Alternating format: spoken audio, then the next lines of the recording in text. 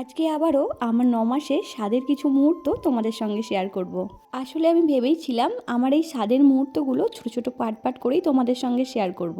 আমি তো ইউটিউবে সেভাবে কোনো বড় ভিডিও পোস্ট করি না, যেহেতু আমি মিনি ব্লগ বানাই, তাই জন্য কিন্তু একটা একটা করে পার্ট করেই সব কিছু তোমাদের সঙ্গে শেয়ার করছি। দুপুরবেলা শ্বশুরবাড়ির তরফ থেকে আমাকে স্বাদ দেওয়া হয়েছিল।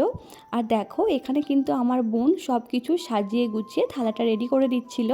বাড়িতে এত সব অতিথিদের মাঝে এবং কাজের ব্যস্ততায় এই সব ভিডিও করার কথা কিন্তু আমার মনেই ছিল না। যাই হোক, আমার বোন আর বৌমণি ভিডিওগুলো করে রেখেছিল বলেই একটা একটা করে আজকে তোমাদের সঙ্গে শেয়ার করতে পারছি। আমার স্বাদের জন্য যে সমস্ত তরি তরকারি আর কি বানানো হয়েছিল, এখানে বোন সেইগুলোই প্রথমে বাটি করে তুলে নিচ্ছিল। আসলে যার জন্য স্বাদ হয় তাকেই নাকি প্রথমের খাবারগুলো খেতে হয়, তাই জন্যই কিন্তু বোন আলাদা আলাদা করে তুলে রাখছিল। আর এখানে একটা একটা করে আমার বোন কিন্তু সব কিছু রেডিও করে নিয়েছে। এবার কিন্তু আমার শাশুড়ি মা এই সব কিছু সাজিয়ে আমাকে স্বাদ দেবেন।